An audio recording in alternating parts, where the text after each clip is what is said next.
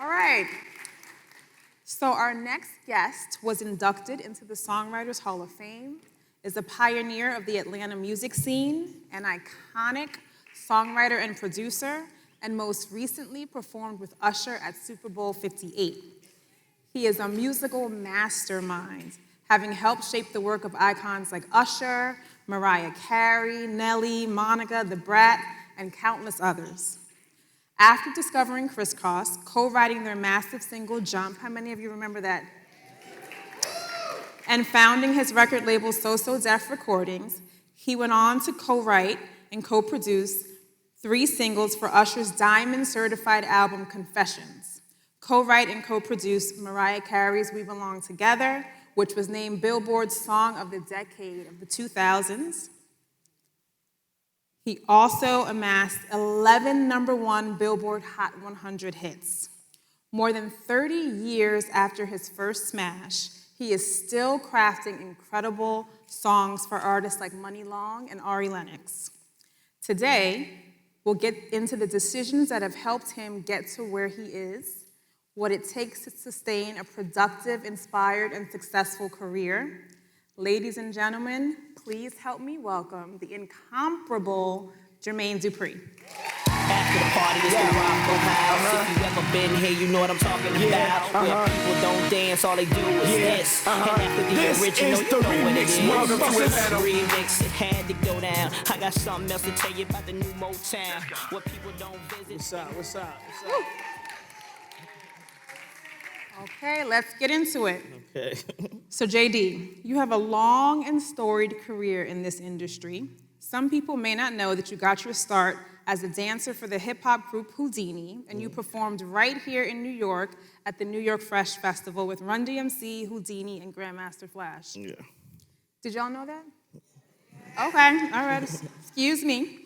Can you talk about the influence your dance career had on your decision to become a songwriter, producer, and how it set you on the path of becoming who you are today? I think the dancing,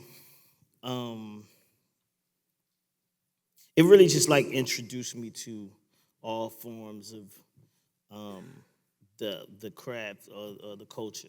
So you know, if you're hip hop dancing, you got to meet a DJ.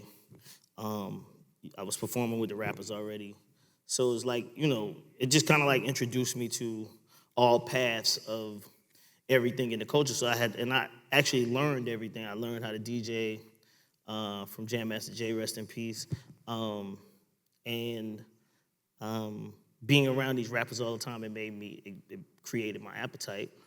And I also started going around producers because something about the producers at that time was intriguing. So it was like Larry Smith, Rick Rubin, Fresh Gordon, and then Herbie Lovebug was like the guy that I was like, oh, okay, he has a stable of artists and he's writing all the music and he's doing this. And I was like, I could do that, but I never did it before, but I was like, I could do it some kind of way.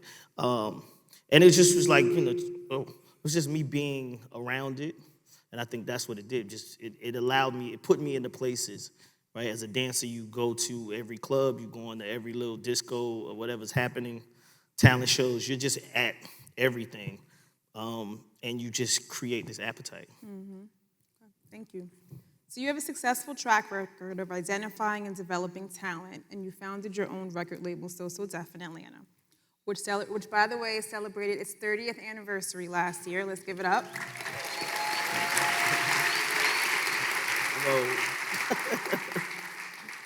So Def is home to artists like ASCAP, Kris Kross, the Brat, Bow Wow, Jagged Edge, and Anthony Hamilton. What do you look for when it comes to identifying artists you want to work with and develop? And also, what are your thoughts on the state of artist development today? Let's get into it. Hey, I could say what y'all feel about artist development. Well, it's no artist development today. Hold on. And what I look for artists that are hungry, and that show me that hunger without telling me they're hungry. Because, you know, I meet people every time I go outside that tell me, I got a tape, I got my rap. Cool. But I can watch you walk away from me and I don't see, it's a hunger that I can tell and I can see that's different. And a lot of times these artists that I like, they're not really persistent as far as trying to get my attention. They show me something, whether it is from a distance without even knowing that they're showing it to me, and then it's my job to go to them. Very rarely, with Anthony Hamilton, it was like he was singing here in New York at the Grammy brunch or something like that, and my dad was at the brunch, and he was like, "This guy, you should hear this guy sing." And I was like, "What?" I was in my office here, like Arista, and I was like, "I hear guys sing every day. What are you talking about?" And he's like, "No, you should really hear this dude sing." And he played me something over the phone, and I'm like, "Where's he? He's right there?" He's like, "Yeah." So he came, and it was like, that's like a weird. It's not even like a, you know what I mean? It wasn't like something I was actually like chasing. It just happened, and it was like you see it, or somebody tells you, and you check it out. Same thing with the Brat. Kris Kross told me about the Brat. I never really was like into female rappers, and he was like, "Yo, you should check her out." And I'm like, "No, I don't want a female rapper." And they was like, "You should check her out." And I'm like, "No." And they like, and after that, we did this over and over again. I said, "You know what, fuck it, I'm gonna check her out." And I checked out, and she could have reached out to me. She could have been like trying to get my number and all of this thing, but that wasn't the page that she was on. She was just determined to perform in front of people, and if you saw the talent at that particular point in time, then that's what happened. And once I checked her out, that's what it was. I brought her to Atlanta, and she was performing in my car when I wasn't even in there. So she wasn't doing it for me. She was just doing it on her own. And if you leave somebody in your car and you go away, and you come out and they're in there rapping to themselves,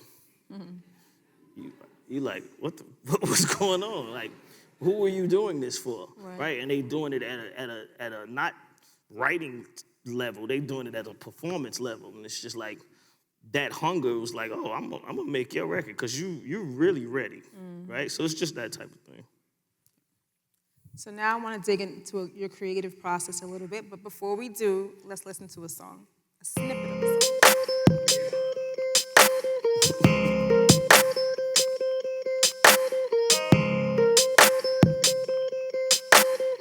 Watch this. These are my confessions. Just when I thought I said all I can say, my chick on the side says she got one on the way. These are my confessions. Man, I'm thrown and I don't know what to do. I guess I gotta keep part two of my confessions. If I'm gonna tell it, then I gotta tell it all. Damn near cried when I got that phone call. I'm so thrown and I don't know what to do but to give you part two of my confessions.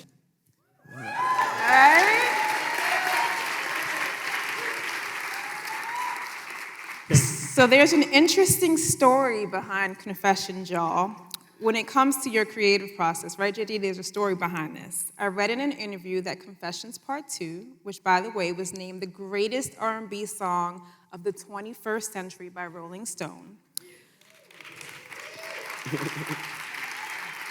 So I read that it took you about an hour to write and that you didn't actually write down the lyrics to that song. Yeah. Tell us about it. When I did Money Ain't a Thing with Jay-Z,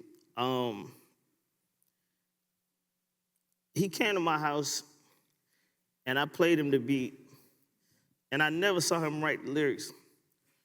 And I'm like, what's happening right now? And I never saw nobody even do this before, so it was like, I actually thought we was getting ready to have a bad session, because I'm like, oh, damn, this beat, he don't like the beat, he ain't even asked me for a pad or nothing. So I'm like, this is not getting ready to end well. And then next thing he said, let's go. And I'm like, go where? And he's like, show me to the booth. And he went in the booth and he had his verse. And I was just like, what?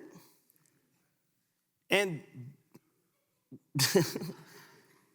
when he did that, and when you say it, it seems like the most incredible talent that one person could possibly have. but I had to study how it's not one of the most incredible talents that one person can have. It's just about the liking that we have inside of us. And we do this with other songs that we don't even see the lyrics of, right? So you know somebody else's song because you done heard it on the radio a bunch of times. You've never seen the lyric sheet. You probably be in the car, you know all the lyrics. Some of y'all don't, but some of you know. And once you start remembering that, I mean, once I started studying, because he didn't tell me this, I just figured it out. But I had also done it before. When I wrote the Kris Kross records, my mindset was if I make music that they like, they're gonna perform it at a high level, right? So I had already done the exercise, but I never realized that I had did it before. So when I saw him do it, I said, okay. And at first I was, I felt like this was gonna be the hardest thing in the world. But then I started saying, if I write something that I like, I'm not gonna forget it. Right. Right? So that's the key to it. If you write something that you like, you're not gonna forget it. If you say something that you like, you're not gonna forget it, right? That's just life. Everybody does this. If you keep saying it over and over again, you're never gonna forget it. And with Confessions, I caught writer's block. So I'm sitting in the studio and I'm like, I'm getting ready to leave. And I got in the car, I took the music and I got in the car and I was driving in the car. And as I was listening to the music, I just started saying words. And I was just singing melodies and doing things. And then I just started looking at places in LA and I just started using those pieces to make a verse. Now, I didn't know people was gonna like it or if Usher was gonna like it or not either. But this is what was happening. And then I was like, I should, and I said this to myself, I said, maybe I should do like Kaiser Soze. Anybody familiar with Kaiser Soze? All right, so I was saying like, let me try to write this song like Kaiser Soze. Everything I see, I'm gonna put it in the song. So that's why the line starts off. Every time I was in LA, I was with my ex-girlfriend. It's because I was in LA. And then I was driving down Beverly or 3rd or one of them streets, and you stop at the light, and I was hand in hand in the Beverly Center, like, damn. And I'm just taking these words and putting it into the, and I'm continuing the story. I'm just writing, and I'm actually doing this not even thinking that, like I said, it's not even feeling like a song. It just feels like I'm just in the car doing something. But I couldn't forget it. So I just kept saying it. So the next day, I'm like, I'm gonna go to the studio. I'm gonna say this. Usher don't like it. So what? But I like it, and I'm saying what I'm saying. So I just kept doing it, and that's how it came out. It's amazing.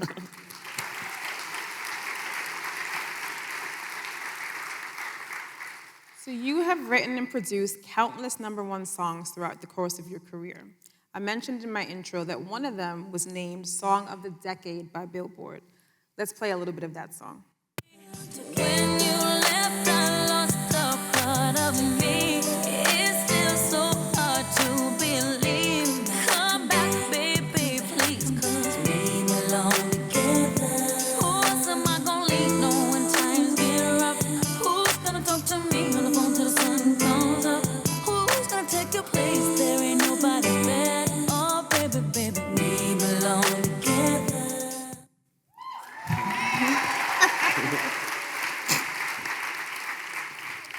So there's an interesting story behind you writing and producing that song. You encouraged Mariah to add something to take it to the next level.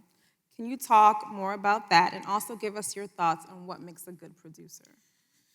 Yeah, this was like the difficult things I had to go through as a producer and a songwriter, because it was like you have to. I feel like I'm the producer that has to keep it real with the artist at some point to get to where I want to go. And previously, Mariah was doing this airy singing, and I was like,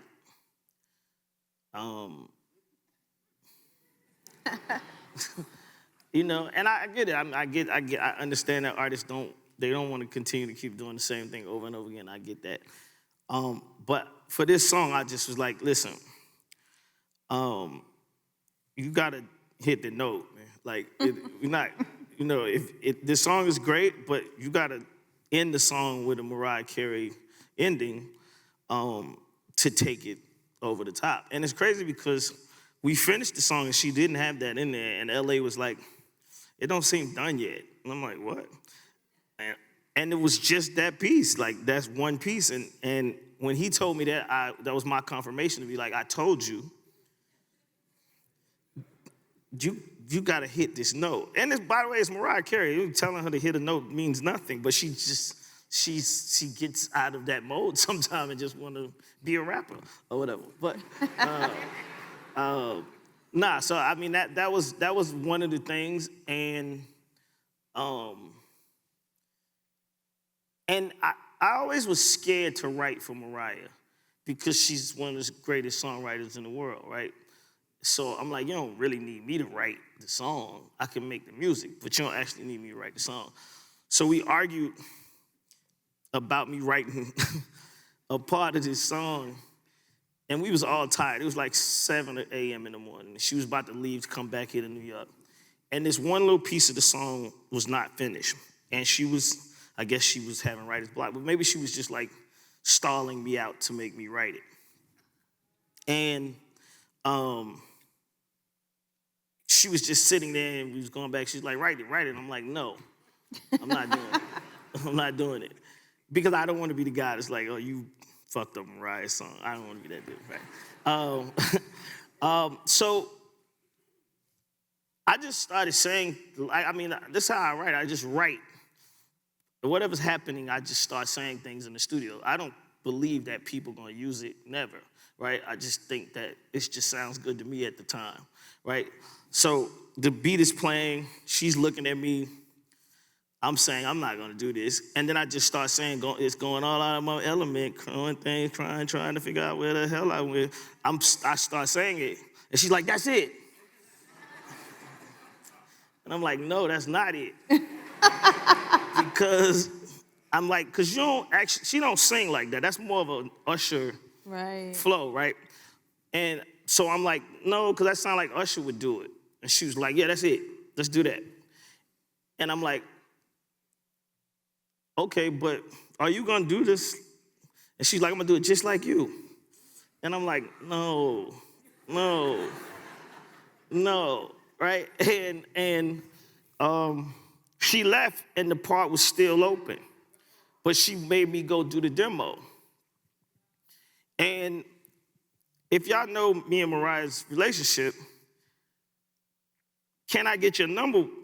I'm singing the hook on Can I Get Your Number because she didn't want to take me off and she didn't want to do it. So I'm like, please don't fuck this song up and leave me in that part of the song. Right? Like, don't do that. That's gonna seem crazy, right? So I kept thinking that that's what she was gonna do, and sure enough, she stuck to it, and she did the note, and she took my part and put it in the song, and the rest is history. I love it. Yeah.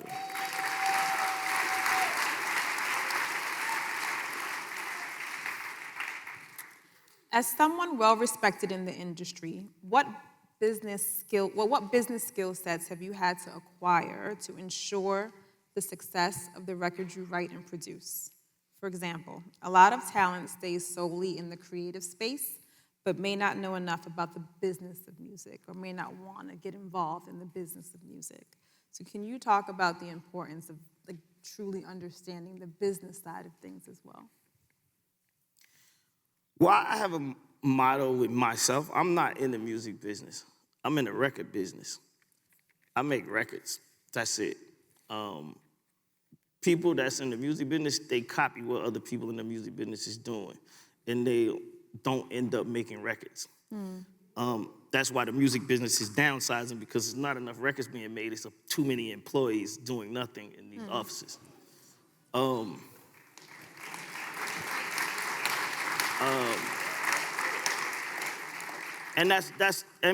to me, that's what I try to tell writers,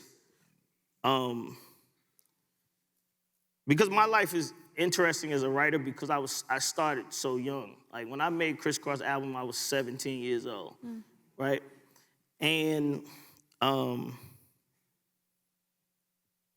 at 17 in Atlanta, I didn't know nobody. I didn't know no engineers.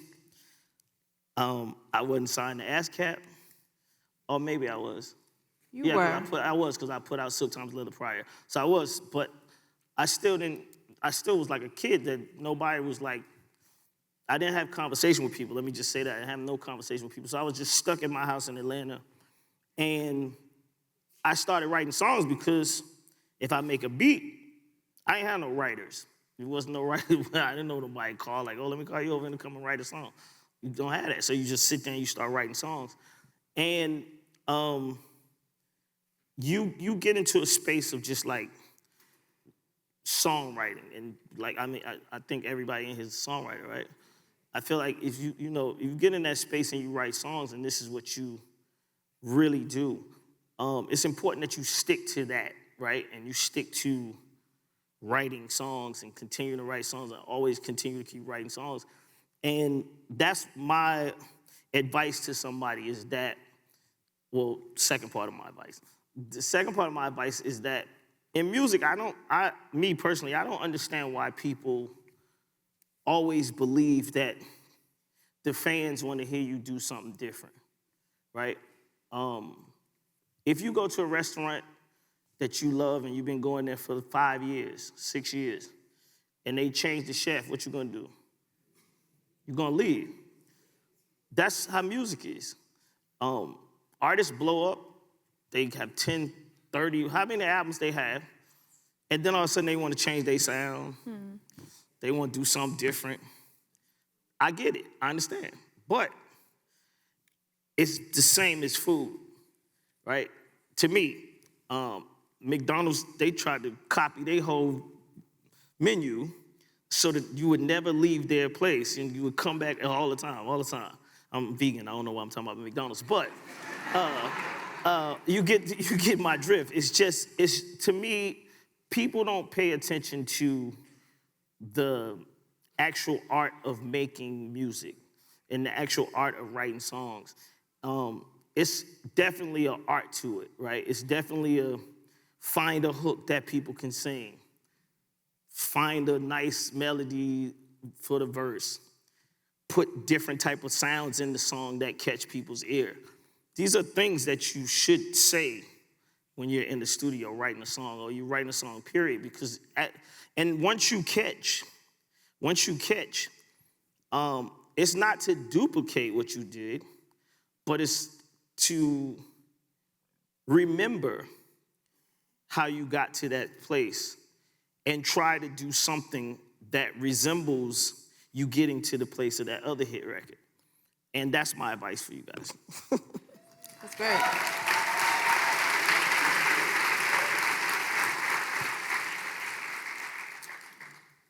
This is an off-the-cuff question. I must think about. Talk about why ASCAP has been important in your career. Because you guys take care of me. No.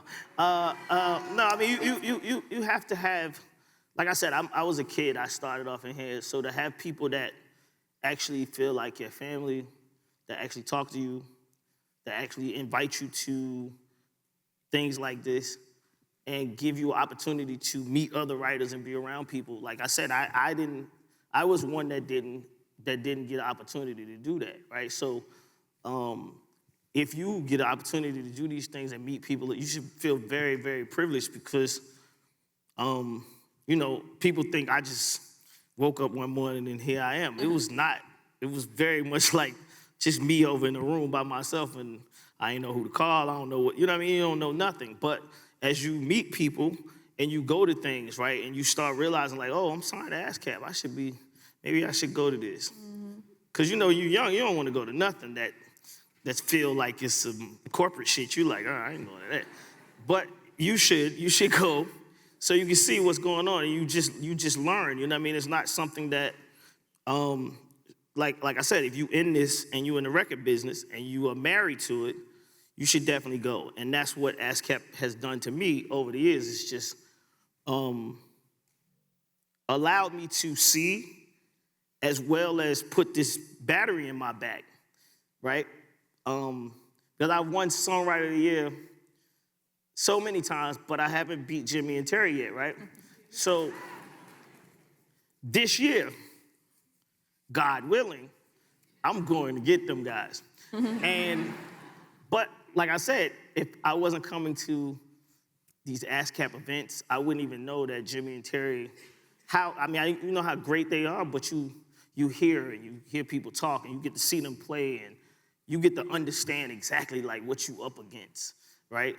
And it make you really say, oh, I gotta go home and get my shit together. Like, 'cause these guys, they really good. Like, it's not, you know what I mean? And then like, they took me to this thing in DC I'd never been. What was it, the Congress of... We write the song. Yeah. You just get opportunities. I have had opportunities that I probably would have never gotten. And she's an incredible boss. So y'all can give it up for her. Thank you. All right. Thank you. So with more than 30 years in this music industry, you are continuing to produce Billboard charting hits like Ari Lennox's Pressure, Division's If I Get Caught, and this next song. Twin, where have you been?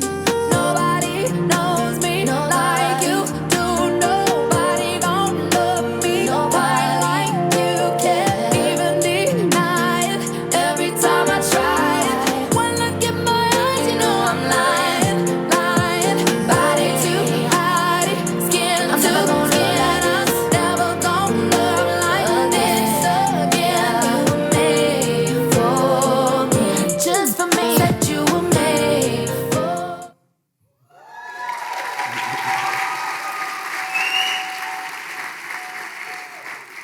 So that was Money Long's Made for Me, which is dominating on social media right now, dominating. You've witnessed the music industry's evolution, shifting from physical to digital consumption. How have you managed to remain relevant while staying authentic? Like I said, I won't change what I started doing once I realized that you liked it, you know? It's just like Valentine's Day, like, you know, if you show up without roses, Hello. Don't do it. it's the same thing. If you put that same mentality into music, you know, like if you take this song, the Money Long record, I was watching TikTok in the studio. This is a true story. I was in the studio looking at TikTok on my phone. And I saw this Yeet Mariah Carey mashup. And I saw it one time, I saw it again, then I started seeing it multiple times. I'm like, oh, this is a thing. Like, and I saw all these young kids, nobody older than 20 maybe, dancing like this was the newest song they ever heard in their life. And I was like, you know what's interesting to me is that people in the music industry or the music business, they believe that, or they tell you that young kids want the new shit. I don't believe that. I think young kids want whatever sounds good. This is what it is.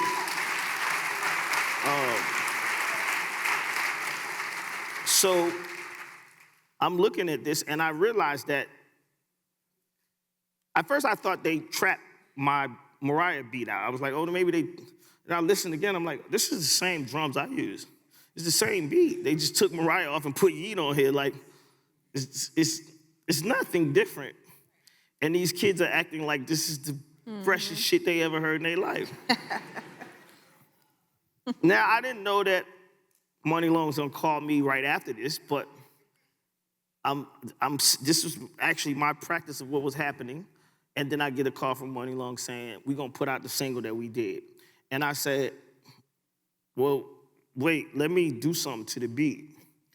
Because I did the song in LA, but it didn't bounce the way y'all hear it now. And me watching TikTok and seeing the way the kids was dancing to the Mariah record, I said, oh, so if I take my bounce that's in the Mariah record and I put it in this Money Long record, the same thing should possibly happen. And here we are. There it is.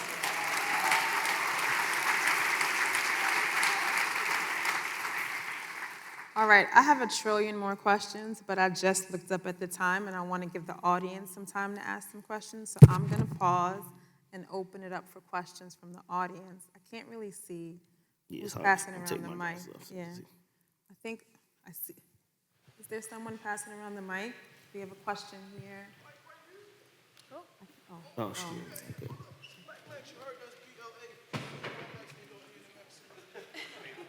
Oh, I didn't even know there was people up there. I can't even I see know, y'all. no, What's that's up? the thing. Well, JD, my question is, it's amazing to hear how that situation with the Money Long track went. Can you tell me a little bit about your production history? Like, what really made you get into producing? And all these years that you spent in the record industry as a producer, what's the biggest takeaway that you think you have as a producer? Last question. What's the biggest takeaway you have as a producer? You spent 30 years in this industry. What's the biggest takeaway? The biggest takeaway I have is that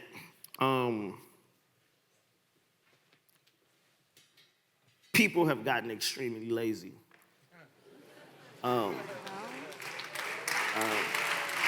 That's it. Because where I come from, you know, when you make a record, you found drum sounds, and you gotta think about the guys that I had to come into the game and try to get into the game against. You had Teddy Riley, his drums was beating shit up, right? We had LA and Babyface, and they was doing what they doing. You have Jimmy Jam and Terry Lewis, and you have to find your space, right? You have to find a way to get in between all of these amazing producers. And now every person that I hear make a record, it sounds like they just use the same drum sounds. I don't know why. And it's like it doesn't even matter to them, right? I've had conversations with kids, and I'm like, why y'all use them drums? Like, shit, because everybody else got them. I'm like, okay, well, maybe that's why your song's not gonna work, because it's like, you know, and like I said, it's just people don't pay attention. It's like, that's, you know, to me, that's just lazy. You have to, I grew up listening to Hank Shockley and the Bum Squad. I grew up listening to people who actually pioneered the music that we love, and the way that it was built, it took a little bit more craftsmanship than what I see now.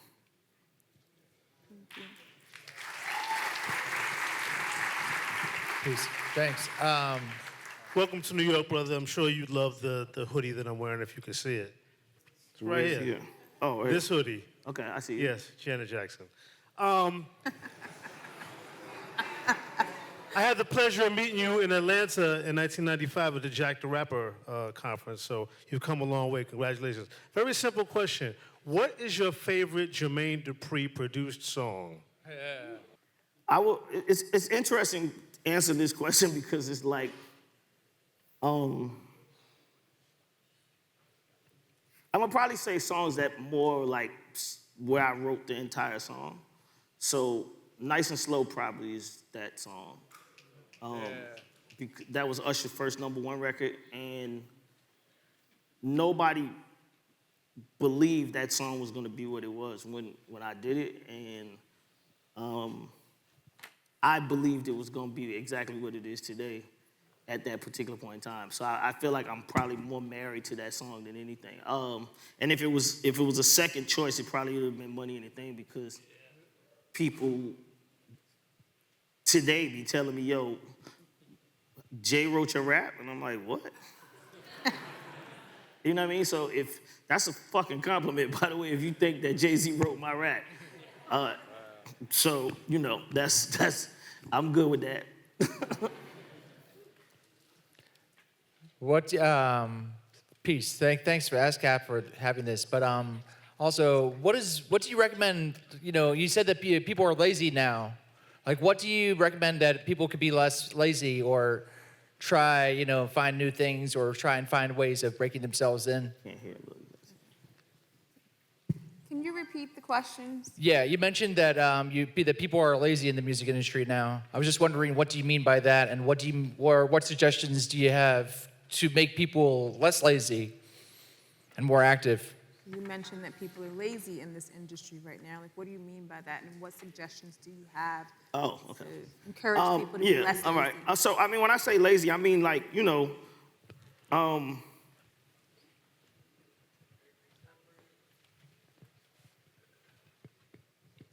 I feel like copy and paste production, and I don't want nobody to just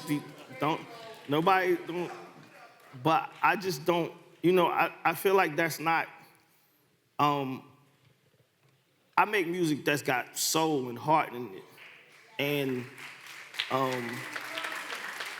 And I think that, like I said, when I get writer's block, I have to leave and go find it.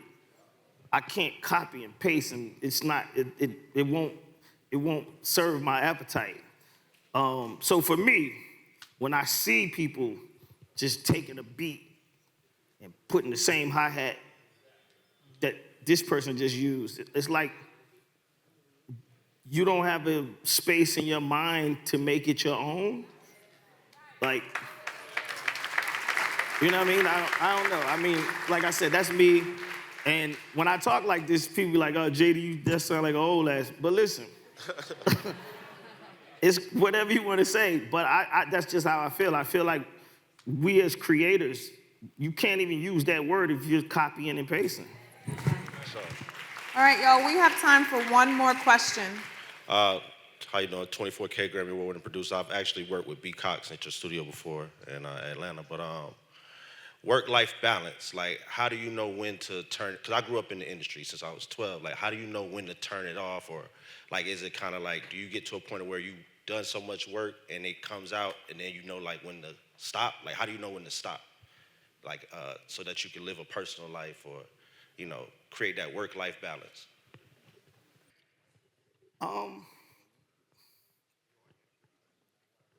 That's what I'm saying. That's what I mean about the copy and paste. Because if you don't have that, right, then the answer to your question is already there, right? Because you don't have what you need, so you got to walk away, right? Or you got to have. I play video games when I can't think of raps or songs, and I remember when we was doing 8701, Usher would come to the studio, and he called LA one day, and he's like, man, JD don't want to do this shit no more. All he do is play video games. And I'm like, this guy's really an artist, because he and I believe artists are artists and songwriters are songwriters. And, Usher's job is to come to the studio. Hopefully we got an idea when he get there, he sing and do what he got to do. And so for me, I write so many songs, and when you start writing the songs without writing it down on paper, all you got is all of these shit. This shit is just all in my head, everything. I'm saying something that came from another song, and you just trying to put it all together. So I would say, for me, you have to have something that allows you to woosah for just a few seconds, right? And that, for me, is video games. I go argue with Bow Wow about, we play Madden for 2 hours. And in the midst of me playing Madden, I'm thinking of the lyrics, by the way. I'm thinking of what the song is. And by the time I go back in the studio, my ears is fresh, and I feel like I got a new idea. So I would say, give yourself a break. Don't sit in there and just burn out. Please.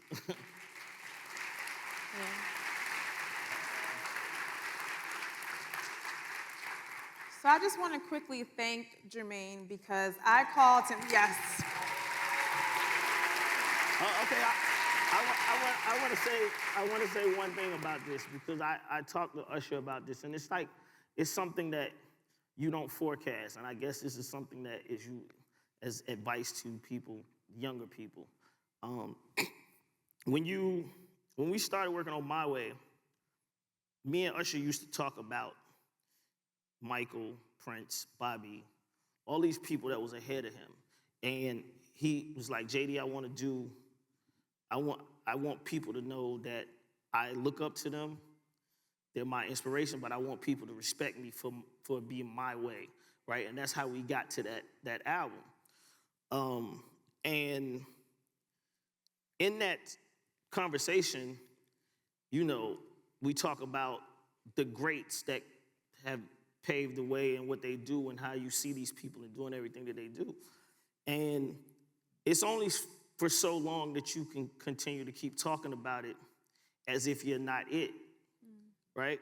So it's my responsibility to come here to talk to you guys because I've been trying to get to that place forever, right? And I've been watching other people, and like I said, I'm still not higher than Jimmy and Terry, and I probably will never catch Quincy Jones and all of that, but I do have a responsibility to my generation of people that have watched me do what I'm doing to speak to them, right? And give them whatever knowledge that I have and give them whatever little piece of energy that I have. So anytime that you need me, I will be here. Oh, let's give it up for Jermaine Dupri.